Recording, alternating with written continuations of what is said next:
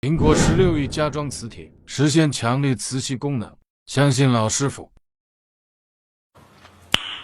Nice。我们来看一下原机的后盖，它是有无线充功能，但是它没有磁吸功能。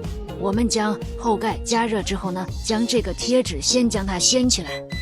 那么激动人心的时刻就到来了，我们来观察一下。我们发现苹果是预留有磁吸的位置的，只是没有给它安装，并不是说没有任何的预留。那么就说明了这是可以安装磁铁的。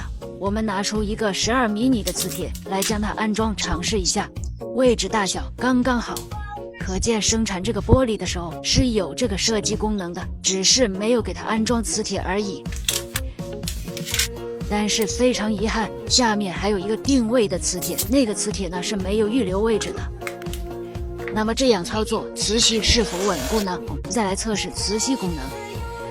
磁吸呢非常的稳固有力，不影响充电。横屏呢也会提示呢待机显示功能。记得关注再走哦。